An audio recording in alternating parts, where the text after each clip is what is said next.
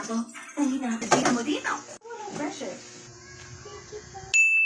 Hello mga tropa! For today's vlog, ako nga po pala ang anak ni Mama Ay and Pepper. Ako nga po pala ang anak nilang Pogi. Alam ko, di na kayo nagulat. Kasi kitang-kita nyo na ang pruweba. Habang nagwawalis ako, may ikukwento ako sa inyo. Sabi ni Mama, nung bata daw ako, napaka-pogi ko daw. Pero habang nalaki ako, nagmumukha daw akong poging tiyanak. Pero di ako naniniwala doon. Kasi sabi sa akin ni Mami, kabuka ko daw si Daddy. Ibig sabihin, mukhang tiyanak daw si Daddy.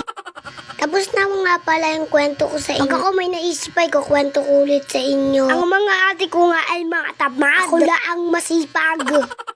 Yung mga kalat, dito lang tinambak. Napakadali lang naman nilagay sa basura. Panila na dako. Hay, nako, ako na lang ang masipag sa amin. Pagkatapos ko nga magwalis, nagbunot na ako ng mga damo. Medyo nahihirapan nga ako magbunot kasi napakatigas ng lupa. Kayo ba mga tropa, masipag din ba kayo katulad ko? Heto nga mga tropa, nagugat ako ng pinggan. Sobrang sipag ko nga ngayon. Pero totoong masipag talaga ako. Ang ayaw niyong maniwala, di ko kayo pinipilit. Napakainit nga mga tropa. Nakakapagsisi nga dahil naging masipag pa ako. Wala na akong magagaong hindi sumunod. Dahil kung hindi, matitikman ko ang sandata ni Mama. At mag-iibang anyo si Mama pag nagagalit.